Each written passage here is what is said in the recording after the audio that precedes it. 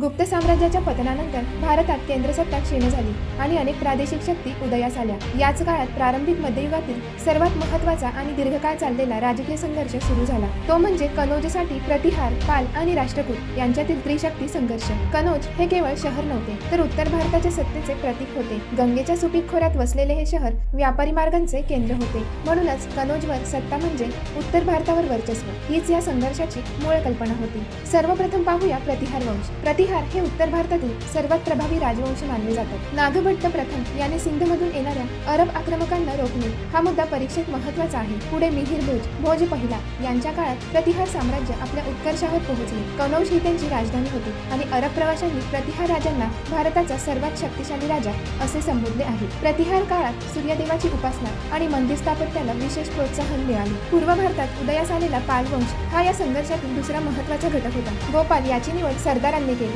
हा भारतातील लोकनिवडीतून निवडलेला दुर्मिळ राजा मानला जातो। त्याचा उत्तराधिकारी धर्मपाल हा पाल साम्राज्याचा सर्वात महत्त्वाचा राजा होता। धर्मपालने कनौजवर अप्रत्यक्ष वर्चस्व मिळवण्याचा प्रयत्न केला आणि तेथे आपल्या अनुकूल राजाला बसवले। पाल हे महायान बौद्ध धर्मांचे मोठे आश्रयदाता होते। नालंदा, विक्रमशिला, ओदंतपुरी ही विद्यापीठे त्यांच्या काळात आंतरराष्ट्रीय शिक्षण केंद्रे बनली। दक्षिण भारतातून उदयास आलेला राष्ट्रकूट वंश हा या संघर्षाला वेगळी दिशा देतो। राष्ट्रकूट राजांनी उत्तर भारतावर स्वाऱ्या करून कनौज जिंकले हे विशेष उल्लेखनीय आहे, कारण दक्षिणेकडील राजवंशांनी थेट गंगेच्या खोऱ्यात हस्तक्षेप केलेला हा दुर्मिळ प्रसंग होता। ध्रुव, गोविंद तृतीय आणि अमोघवर्ष हे राष्ट्रकूटांचे प्रमुख सम्राट होते। अमोघवर्ष हा जैन धर्माचा आश्रयदाता होता आणि त्याने कविराजमार्ग हा ग्रंथ लिहिला। कन्नड साहित्याचा हा पहिला महत्त्वाचा ग्रंथ मानला जातो। रोचक बाब म्हणजे या तिन्ही शक्तींनी वेगवेगळ्या काळात कनौज जिंकले, पण कोणालाही तेथे दीर्घकाळ सत्ता टिकवता आली नाही। परिणामी भारतात सत्तेचे केंद्रीकरण होऊ शकले नाही आणि राजकीय विखंडन कायम राहिले। या संघर्षाचे परिणाम दूरगामी होते। सततच्या युद्धांमुळे सामंतशाही अधिक बळकट झाली। राजे आपल्या सामंतांवर